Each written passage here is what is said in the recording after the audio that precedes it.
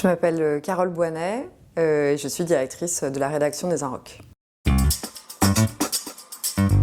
À peine réveillée, j'ai cet automatisme d'ouvrir Twitter et Instagram et donc de naviguer entre les deux de façon assez furieuse et désordonnée et de choper des bribes comme ça d'infos. Ensuite, j'allume France Inter, j'écoute la matinale de France Inter et en même temps, je lis, je suis fan de newsletters. Alors, je lis ce qui atterrit dans ma boîte mail, Le Monde, Libération principalement, mais aussi beaucoup de médias anglo-saxons.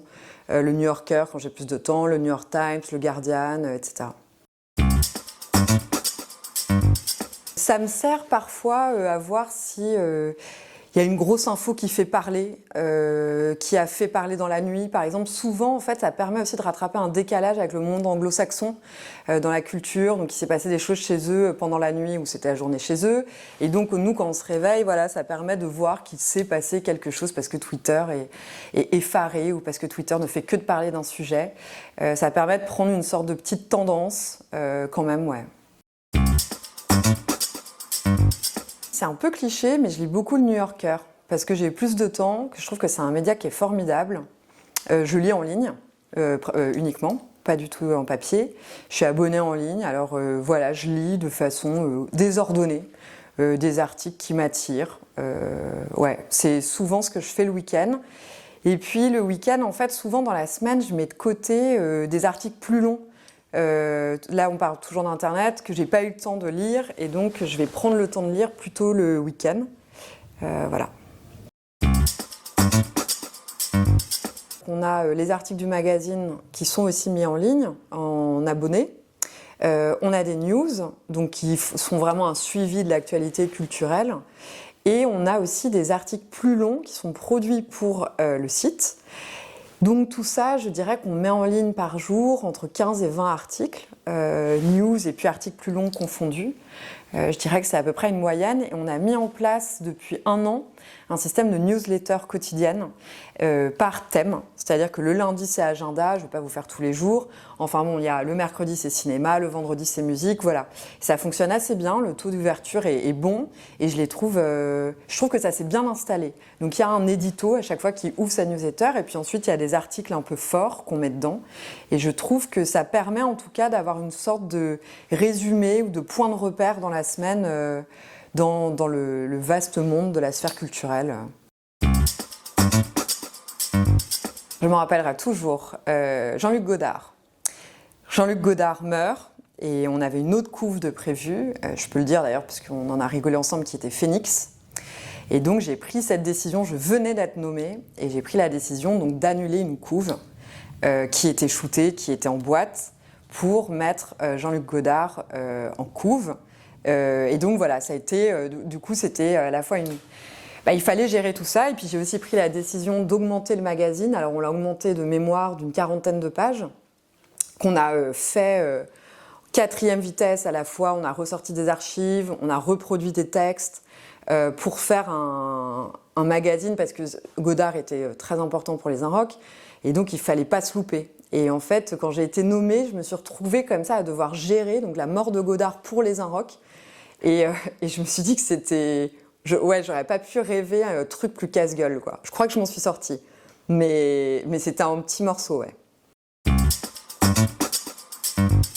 Il faut qu'il y ait en fait une sorte d'équilibre entre des questions de fond intelligentes et réfléchies, de la réflexion, et de la surprise. C'est-à-dire que moi, j'ai pas du tout envie de faire un magazine tiède, chiant, qui tombe des mains, qu'on a l'impression d'avoir déjà lu, déjà vu. Et quand en fait on reprend un magazine qui est né en 86, c'est un risque parce que le magazine il est vieux, il a ses codes, il a sa façon d'être, et en fait il faut faire attention, je trouve, à ce qu'il ne tombe pas dans le cliché de lui-même. À ce que justement moi, mais aussi le lectorat, se disent pas j'ai l'impression d'avoir déjà eu ce numéro. Enfin, et donc, ça paraît, c'est pas si bateau que ça. C'est-à-dire qu'il faut vraiment faire attention à ça. Donc, je cherche toujours à ce qu'il y ait quelque chose d'un peu inédit, d'un peu différent. Ça peut être des trucs très classiques comme un artiste de musique qu'on n'attendrait pas dans les Inrocks. que ça soit, bon, Rosalia maintenant c'est un peu, elle est partout, mais à l'époque où on l'a faite, on l'attendait moins dans les Arocs, mais ça peut aussi être de la musique plus expé comme Caterina Barbieri. On a fait 4 pages de portraits. Je pense qu'à une époque, les Arocs ne se seraient pas forcément intéressés à elle. C'est de la musique électronique assez pointue, etc. Mais ça peut aussi être, par exemple, quand on fait Étienne Dao en couve, de décider de ne pas faire une interview classique. Et donc, moi, j'ai décidé qu'on allait demander à 22 artistes de lui poser chacun et chacune une question. Et en fait, c'est sur ce genre de petits pas de côté qui peuvent paraître minimes, mais je trouve qu'ils apportent du coup un nouveau souffle au magazine. Ça s'est fait avec Rock and Folk, parce qu'il y avait Rock and Folk qui avait un abonnement à la bibliothèque municipale de Saint-Brieuc. Et un jour, j'ai 14 ans, je suis en 4e, j'écoute de la musique, mais j'ai pas du tout de notion, je m'intéresse pas à l'histoire de la musique. Enfin, j'écoute de façon instinctive, très enfantine, je danse sur de la musique dans ma chambre, mais bon, ça s'arrête là. Et je me rends compte qu'il y a ce magazine, alors pourquoi je le prends, je sais pas, mais en tout cas, il y a un CD avec. Et sur ce CD, il y a un jeune groupe new-yorkais qui à l'époque n'est pas connu, qui s'appelle les Strokes. C'était un extrait de leur premier album Is This It, et moi ça me parle directement et je l'écoute en boucle, et donc je lis ce magazine en écoutant ce morceau et en me disant mais c'est super, c'est exactement ce que j'aime. Et puis à un moment il faut rendre le magazine à la bibliothèque, et là mes parents m'expliquent qu'il y a de la presse culturelle, qu'on peut s'abonner, qu'on peut aller l'acheter, et puis qu'en plus le titre des Strokes est sûrement lié à un album, et qu'on peut aussi aller l'acheter. Et donc je me retrouve à acheter mon premier album qui était Is This It des Strokes, que j'ai complètement essoré quand j'avais 14 ans. Et je crois que ça a été la première connexion forte avec une presse musicale. Proposé à Laura Adler de tenir une chronique. Laura Adler, c'est vraiment quelqu'un que j'ai toujours aimé, admiré personnellement. Sa biographie de Duras, par exemple, c'est un de mes livres préférés. J'avais cette admiration, et puis en fait on s'est rencontrés parce que je l'avais interviewé l'an dernier sur son année 2023, et on avait bien connecté quoi. On avait parlé de plein de trucs, je l'avais trouvée vraiment brillante, passionnante, enfin j'en doutais pas, mais c'est toujours cool quand une idole déçoit pas en vrai. Et ensuite je l'avais rappelé pour une interview dans le numéro Sexe cet été. Et j'avais trouvé ça chouette qu'elle dise instinctivement mais oui, grave, ça me fait marrer de parler de cul avec vous, super. Et puis ensuite, à cette occasion-là, je lui ai dit mais je suppose que là, vous allez vous ennuyer en fait. Vous adorez faire des trucs. Et donc, je lui ai proposé de tenir une chronique. Et elle-même avait eu un peu une idée similaire. Elle m'a dit mais j'allais vous proposer de faire des choses avec les Inrocks. Et donc voilà, on a monté cette chronique cet été. Et j'étais vraiment ravie qu'elle nous rejoigne. Le temps d'une page chaque mois. Oui, je pense que je le gère bien parce que ça me rend heureuse, parce que je me sens heureuse. Donc après, à partir de ce principe-là, je me dis que ça va. Après, pour des gens, par exemple, j'ai des amis qui sont profs ou qui font d'autres métiers, on va dire, hors de notre champ culturel. Pour eux, je le gère pas. Pour eux, je fais que de bosser. Mais pour moi non, pour moi je bosse pas. Mais après c'est des métiers bizarres, c'est-à-dire que maintenant je lis un livre, c'est quasiment du boulot, en fait ça me fait penser à des choses, ou je vois un film, ça me fait penser à des choses, ou je vais à une expo photo, ça me fait penser à mon métier. Donc tout ça est quand même très imbriqué quoi. Je pense pas que le papier va avoir un nouvel âge d'or. Après j'espère pour lui qu'il va connaître une forme de vie, on va dire, comme le vinyle. C'est-à-dire que ça va devenir à la fois des objets, pardon d'employer ce terme, mais collector, des choses que les gens vont vouloir quand même garder chez eux, vont vouloir montrer aussi chez eux, des beaux objets. Voilà, donc je pense que ça, c'est une piste. Je pense aussi, malgré tout, qu'il faut penser en fait le média multi-support, c'est-à-dire que pour moi, par exemple, mon approche des Inrocks, c'est plus l'approche d'un monde. Donc alors, qu'est-ce qu'on veut faire avec ce monde ? On veut défendre une culture exigeante, audacieuse, mais pas excluante. Enfin voilà, on se donne un peu une ligne directrice. Et puis après, ce monde, je veux dire, on peut le transporter. Enfin, il peut être sur un magazine, mais sur des hors-séries, il peut être dans des newsletters, il peut être dans un festival, il peut être dans des événements. Donc en fait, moi, ça m'excite plutôt aussi de penser d'autres supports et d'autres moyens de parler au lectorat, en fait, différemment, plutôt que juste de rester arc-bouté sur le magazine papier que j'aime énormément et j'ai absolument pas envie qu'il disparaisse.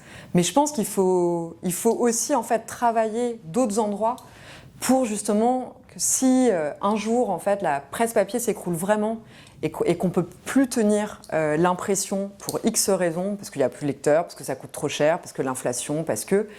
Eh ben, il ne faudrait pas que le titre disparaisse avec. Il faudrait que le titre, en fait, il ait une autre vie. C'est une histoire d'équilibre, c'est-à-dire que je pense que le côté... ça serait une erreur, en fait, de changer radicalement un titre. Déjà, ça serait un peu triste. Je veux dire, faire table rase du passé, moi, c'est pas du tout ma vision des choses. J'ai pas envie de couper avec quoi que ce soit. J'ai plutôt envie parfois qu'on le regarde différemment, qu'on le raconte différemment, ou qu'on se dise tiens, on a manqué ça, ou tiens, on a loupé ça, ou tiens, c'est marrant, pourquoi on a raconté ça comme ça à telle époque. Donc, avoir un nouveau regard sur le passé, oui. Faire table rase, non. Et puis ensuite, moi, par contre, j'ai pas envie, enfin, j'ai envie qu'on se re-questionne sur nos goûts.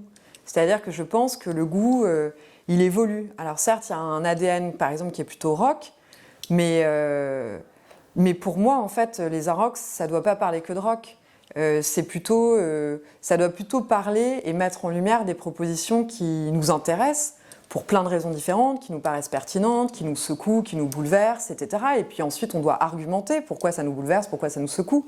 Mais si c'est Rosalia, c'est Rosalia. Si c'est Billie Eilish, c'est Billie Eilish. Et puis si c'est Caterina Barbieri ou Marina Herlop, eh ben c'est elle. Enfin, donc non, moi je me laisse pas trop avoir sur le côté frontière, case, etc. Je pense qu'on n'en est plus là du tout, quoi. Mais ouais, pour moi c'est un équilibre, c'est-à-dire que quand on met Blur en couve dans un numéro de juin, eh ben, c'est un numéro par exemple qu'on a fait, on a monté un dossier UK, et donc il y avait Blur en couve, il y avait une interview exclue de PJ Harvey, mais à l'intérieur il y avait toute une scène actuelle, moderne, nouvelle, qui nous intéresse, qu'on proposait aux lecteurs, et puis il y avait un grand papier... il y avait plein de grands papiers sur, par exemple, il y en avait un sur le Bristol d'aujourd'hui. Et donc, moi, c'est ça qui m'intéresse, c'est d'amener un peu le lecteur avec les icônes, et puis ensuite de lui montrer la descendance de ces icônes-là, ou carrément des trucs qui sont nouveaux, qu'on n'aurait peut-être pas suivis à une autre époque, mais qui, moi, me paraissent hyper pertinents, quoi. Et dire le monde d'aujourd'hui, en fait. Parce que, en fait, les Inrocks, pour moi, c'est pas un magazine historique. Donc moi, faire des couves pour raconter l'histoire, c'est pas mon métier. Moi, mon métier, c'est raconter le temps présent. Sinon, j'aurais fait historienne. Donc, bon, alors, raconter l'histoire de certaines choses, retracer par exemple l'histoire de Blur, c'est super, mais on va pas faire que ça. Il faut quand même raconter Earthseeker, il faut raconter Bad Bunny, il faut raconter ça. C'est ça le temps présent. Moi, c'est ce que je cherche quand je vais voir un média. Je cherche à ce qu'il me raconte l'époque actuelle. Je pense qu'on va développer vraiment d'autres axes qui existent déjà, mais qui doivent être encore plus développés. Par exemple, le live, l'événementiel. Et par live événementiel, j'entends le concert de musique classique qu'on fait déjà, et puis le festival qu'on va reprendre en 2024. Mais j'entends aussi d'autres propositions, c'est-à-dire... des talks en public, potentiellement podcastés. En fait, essayer peut-être de créer un magazine en live, ce que certains font déjà. Et je pense que pour les Inrocks, ça serait pertinent. C'est-à-dire que moi, j'avais monté un événement, par exemple, qui s'appelait Les Inrocks revisitent les années 2010 à la Fayette Anticipation. Et sur 2 jours, c'était gratuit. On invitait plein d'artistes, de penseurs, etc. à venir parler au public et à retracer leurs années 2010.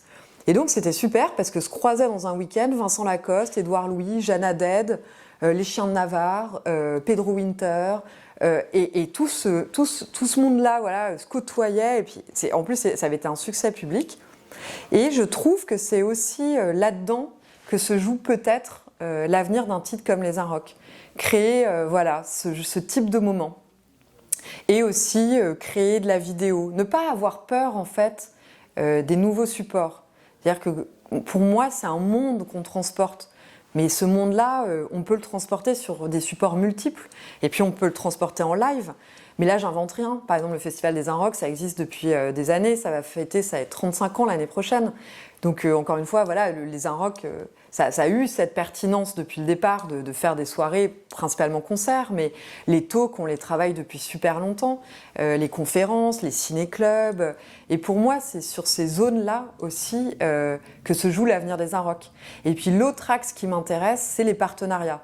C'est-à-dire que je pense que la guéguerre qui a pu exister entre médias n'a plus vraiment lieu d'être aujourd'hui. C'est-à-dire que le monde est trop compliqué, la fragilité de la presse papier est terrible, elle existe.